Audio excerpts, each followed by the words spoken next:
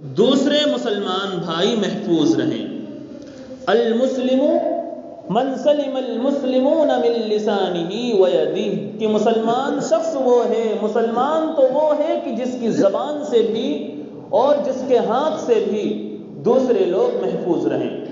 مطلب یہ ہے کہ مسلمان وہ ہے کہ اپنی زبان سے کوئی ایسی بات نہ نکالے جس سے کسی مسلمان بھائی کو، کسی انسان کو تکلیف پہنچے۔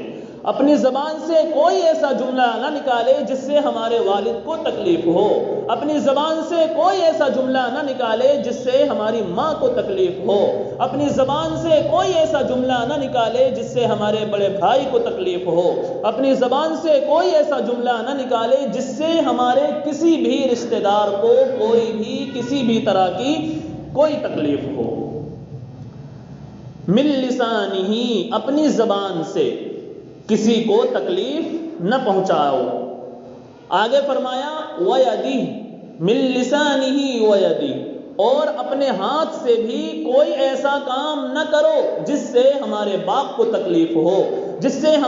ہماری ماں کو تکلیف ہو، جس سے ہماری بہنوں کو تکلیف ہو، جس سے ہمارے پڑوسیوں کو تکلیف ہو، جس سے ہمارے رشتہ داروں کو تکلیف ہو، جس سے ہمارے قرابت داروں کو تکلیف ہو، جس سے ہمارے مسلمان بھائیوں کو تکلیف ہو۔ یہ کون سکھا رہا ہے ہمیں؟ حضرت نبی اکرم صلی اللہ تعالی علیہ وسلم ہمیں یہ تعلیم دے رہے ہیں، ہمیں یہ سبق دے رہے ہیں کہ آپ لوگ اگر دنیا میں رہنا چاہتے ہو سکون کے ساتھ، آپ لوگ اگر دنیا میں عزت اور عافیت کے ساتھ زندگی گزارنا چاہتے ہو تو میرے بتائے ہوئے طریقے پر عمل کرنا پڑے گا۔ اگر میرے بتائے ہوئے طریقے سے تم لوگ راہ فرار اختیار کرو گے، میرے بتائے ہوئے طریقے کو چھوڑ کر کسی اور کا طریقہ اختیار کرو گے، کسی اور کے طریقے کی پیروی کرو گے، کسی اور کے نقش قدم پر چلو گے تو پھر اس میں تمہارے لیے عافیت نہیں ہے، تو پھر اس میں تمہارے لیے سکون نہیں ہے، تو پھر اس میں تمہارے لیے اطمینان نہیں ہے۔ دیکھ لیجئے، جن گھروں کے اندر دینی ماحول نہیں ہے، جن گھروں کے اندر قرآن کریم کی تعلیم نہیں ہے، جن گھروں کے اندر حدیثوں کی تعلیم نہیں ہے، جن گھروں کے اندر رسول اللہ صلی اللہ علیہ وسلم کی شریعت کے مطابق زندگی گزارنا نہیں پایا جا رہا ہے، ان گھر کا چین و سکون برباد ہو کر رہ گیا ہے۔ ان گھر کا چین، سکون، اطمینان اور جو عافیت سے زندگی گزرنی چاہیے تھی وہ سب کی سب ختم ہو چکی ہے، صرف اس بنیاد پر کہ بس عقل کے گھوڑے دوڑائے جا رہے ہیں، جس طرح جو جس کے من میں آ رہا ہے وہ کر رہا ہے۔ والدین کو نہیں معلوم کہ ہمیں اولاد کے ساتھ کیا کرنا ہے، والدین کو نہیں معلوم کہ ہمیں اپنی بچیوں کے ساتھ کس طرح کا سلوک کرنا ہے، والدین کو نہیں معلوم کہ ہمیں اپنے بچوں کے ساتھ کس طرح کا معاملہ کرنا ہے، اور اولاد کو بھی نہیں معلوم کہ ہمیں اپنے والدین کے ساتھ کس طرح کا معاملہ کرنا ہے۔ اسی لیے علماء فرماتے ہیں کہ سب سے پہلا مدرسہ، سب سے پہلا اسکول، سب سے پہلی تعلیم گاہ اگر کوئی چیز ہے تو وہ ماں کی گود ہے۔ اسی ماں کی گود میں رہ کر بچہ اچھے کام بھی سیکھے گا، اسی ماں کی گود میں رہ کر بچہ برے کام بھی سیکھے گا۔ اگر ماں برے کام کرے گی تو اس بچے کے اوپر بھی اس کا اثر پڑے گا، اگر ماں کسی برائی میں مبتلا ہوگی تو اس بچے کے اوپر بھی جو اس کی گود میں ہے، جو اس کا دودھ پی رہا ہے، جو اس کی صحبت میں رہ رہا ہے، جو اس کے ساتھ کھا رہا ہے، پی رہا ہے، اس کے اوپر بھی اسی طرح کے اثرات مرتب ہوں گے، اسی طرح کے اثرات نمایاں ہوں گے جو اس کی ماں کر رہی ہے۔ اور اگر ماں پابندی کے ساتھ ذکر و اذکار کر رہی ہے، ماں پابندی کے ساتھ نمازیں پڑھ رہی ہے، ماں پابندی کے ساتھ اللہ کے دربار میں حاضر ہو کر اپنے اس بچے کے لیے دعا کر رہی ہے کہ یا اللہ اس بچے کو آپ نے مجھے عطا کیا ہے، اے اللہ اس بچے کو دین کی خدمت کے لیے قبول فرما لیجئے، اس بچے کو آخری سانس تک دین پر ثابت قدم رہنے کی توفیق عطا فرما دیجئے، ہر حالات سے، ہر مصیبت سے، ہر بری پریشانی سے، ہر تکلیف سے میرے اس بچے کی حفاظت فرمائیے۔ جب ماں اس طرح کی پیدا ہو جائیں گی تو پھر ہمارا اور آپ کا رہن سہن، ہمارا اور آپ کا معاشرہ، ہماری اور آپ کی سوسائٹی، اس کے اندر حضرت نبی کریم صلی اللہ علیہ وسلم کی تعلیمات کے مطابق جس طرح حضرات صحابہ کرام رضوان اللہ تعالی علیہم اجمعین کے گھروں میں سکون اور اطمینان تھا، اسی طرح ہماری اور آپ کی زندگیوں کے اندر بھی سکون اور اطمینان آ جائے گا۔ بس شرط کیا ہے کہ اللہ کے نبی محمد صلی اللہ علیہ وسلم کے طریقے کے مطابق زندگی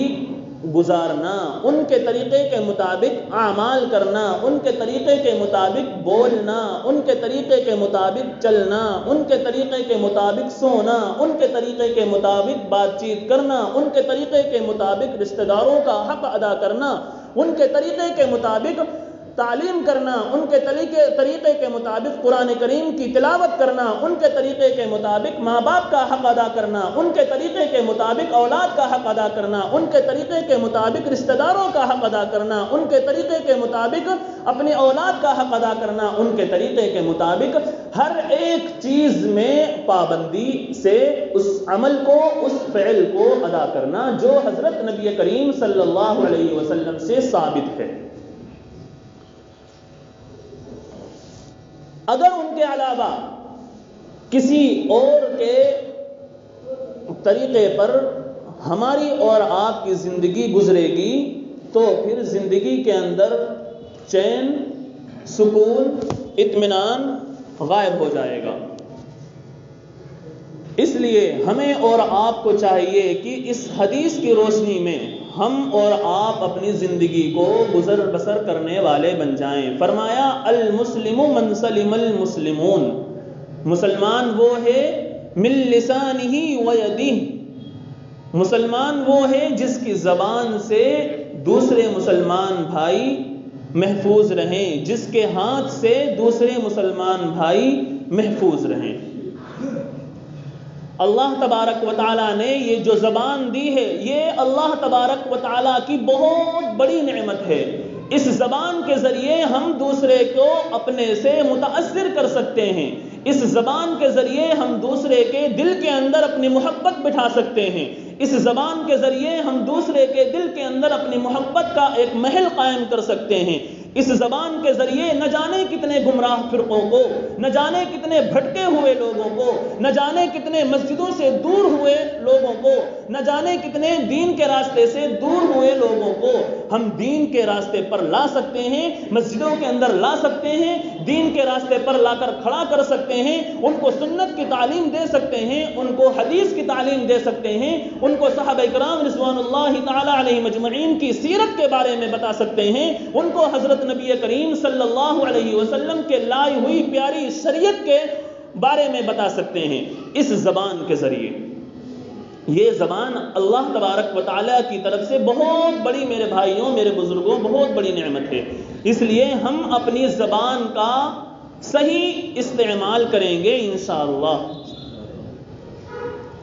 پھر دوسرے نمبر پر اللہ کے نبی صلی اللہ علیہ وسلم نے فرمایا وَيَدِهِ، یدن کے معنی عربی میں ہاتھ، کہ مسلمان وہ ہے جس کی زبان سے اور جس کے ہاتھ سے دوسرے مسلمان بھائی محفوظ رہیں۔ ہم ان ہاتھوں کے ذریعے بہت سارے کام انجام دے سکتے ہیں۔ یہ ہاتھ بھی اللہ تبارک و تعالیٰ کی بہت بڑی نعمت ہیں کہ اگر ہاتھ کٹ جائے، ہاتھ ٹوٹ جائے، یا پھر کسی اور حادثے کے ذریعے ہمارا ہاتھ بالکل بیکار ہو جائے، کل عدم ہو جائے، نہ ہونے کے درجے میں ہو جائے، تو پھر پتہ چلتا ہے کہ یہ ہاتھ اللہ تبارک و تعالیٰ کی، باری تعالیٰ کی کتنی بڑی نعمت ہے۔ ان ہاتھوں کے ذریعے ہم اپنے بزرگوں کی خدمت بھی کر سکتے ہیں، ان ہاتھوں کے ذریعے ہم دین کی بھی خدمت کر سکتے ہیں، ان ہاتھوں کے ذریعے ہم اللہ کے نبی صلی اللہ علیہ وسلم نے جس طرح ہمیں طریقہ بتایا ہے بزرگوں کی خدمت کرنے کا، جس طرح ہمیں طریقہ بتایا ہے پسماندہ علاقوں میں جا کر ان کی خدمت کرنے کا، جس طرح ہمیں طریقہ بتایا ہے ان ہاتھوں کو استعمال کرنے کا، اگر ہم جائز کاموں میں اپنے ہاتھوں کو استعمال کریں گے تو یہ ہاتھ بھی کل اللہ تبارک و تعالیٰ کی بارگاہ میں ہمارے لیے جنت میں جانے کا ذریعہ اور سبب بن جائیں گے۔ اور اللہ نہ کرے کہ اگر ہم نے اپنے ہاتھوں کا، اپنی زبان کا غلط استعمال کیا، اپنی زبان کو گالم گلوچ کرنے میں استعمال کیا، اپنی زبان کو برائی کرنے میں استعمال کیا، اپنی زبان کو چغلخوری کرنے میں استعمال کیا، اپنی زبان کو غیبت کرنے میں استعمال کیا، اپنی زبان کو تہمت لگانے میں استعمال کیا، اپنی زبان کو بہتان لگانے میں استعمال کیا، اپنی زبان کو غیبت کرنے میں اور جھوٹ بولنے میں استعمال کیا، تو یاد رکھیے کل یہی زبان ہمارے لیے وبال جان بن جائے گی، ہمارے لیے جہنم میں جانے کا ذریعہ اور سبب بن جائے گی۔ اس لیے ہم اپنے ہاتھوں کا اور اپنی زبان کا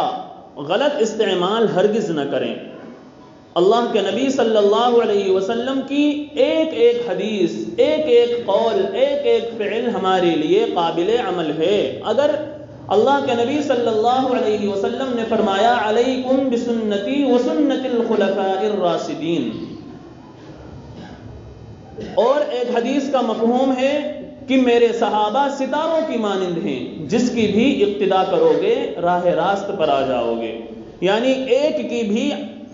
پیروی کرو گے، ایک کے بھی نقش قدم پر اگر خود کو چلاؤ گے تو پھر تمہاری زندگی کے اندر سکون اور اطمینان آئے گا۔ ایسا نہیں ہو سکتا کہ اللہ کے نبی صلی اللہ علیہ وسلم کے بتائے ہوئے طریقے کے مطابق ہم زندگی گزاریں، اللہ کے نبی صلی اللہ علیہ وسلم کی پیاری اور مقدس تعلیمات کے مطابق ہم زندگی گزاریں، ان کی پیاری تعلیمات کے مطابق ہم ایک دوسرے سے پیش آئیں، ان کی پیاری تعلیمات کے مطابق ہم تجارت کریں، ان کی پیاری تعلیمات کے مطابق ہم کھائیں اور پئیں، ان کی پیاری تعلیمات کے مطابق ہم رشتہ داروں کا حق ادا کریں، ماں باپ کا حق ادا کریں، پڑوسیوں کا حق ادا کریں، اور پھر اس میں نقصان ہو جائے۔ ایسا نہیں ہو سکتا۔ اللہ کے نبی صلی اللہ علیہ وسلم سب سے افضل نبی ہیں، اگر ہم ان کے نقش قدم پر چلیں گے تو ہمارے گھر کی ہر ایک پریشانی، ہمارے کاروبار کی پریشانی، ہر طرح کی مصیبت اور تکلیف سے ہم اور آپ محفوظ ہو جائیں گے۔ ہاں، عمل کرنے کے بعد پھر بھی اگر ہمارے اوپر کوئی نہ کوئی مصیبت آ رہی ہے، کوئی نہ کوئی پریشانی آ رہی ہے، تو دماغ میں، ذہن میں، دل میں یہ خیال لانا چاہیے، یہ سوچنا چاہیے کہ ہم اللہ کے بندے ہیں، اور بندہ ہونے کے ساتھ ساتھ اللہ کے نبی صلی اللہ علیہ وسلم کے امتی ہیں۔ جس طرح اللہ کے نبی صلی اللہ علیہ وسلم کے اوپر طرح طرح کی پریشانیاں آئیں، طرح طرح کی مصیبتیں آئیں، ہمارے اوپر اگر آ رہی ہیں تو ہم بھی محمد صلی اللہ علیہ وسلم کے نام لیوا ہیں، ہم بھی محمد صلی اللہ علیہ وسلم کے نقش قدم پر چلنے والے ہیں۔ جس طرح حضرت نبی کریم صلی اللہ علیہ وسلم نے پریشانی کے وقت اللہ تبارک و تعالیٰ کے دربار کو نہیں چھوڑا تھا، اللہ تبارک و تعالیٰ کے دین کو نہیں چھوڑا تھا، اس طرح ہم بھی مصیبت کے وقت، پریشانی کے وقت اللہ تبارک و تعالیٰ کے در کو نہیں چھوڑیں گے، اللہ تبارک و تعالیٰ کے گھر کو نہیں چھوڑیں گے، اللہ تبارک و تعالیٰ کے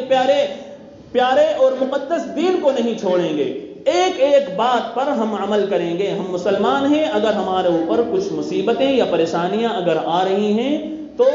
یہ سمجھ کر کہ ہمارے اسلاف میں، ہمارے بزرگوں میں بھی اس طرح کی مصیبتیں اور پریشانیاں آئی ہیں، ہم یہ سمجھ کر اپنے آپ کو صبر کے دامن کو پکڑے رکھیں گے انشاءاللہ۔ المسلم من سلم المسلمون من لسانہ ویدہ، بار بار حدیث اس لیے پڑھ رہا ہوں تاکہ ذہن میں رہے کہ مسلمان وہ ہے کامل اور مکمل طریقے والا، پکا سچا، جس کی زبان سے بھی دوسرے مسلمان اور جس کے ہاتھ سے بھی دوسرے مسلمان بھائی محفوظ رہیں۔ اللہ تبارک و تعالی ہم سب کو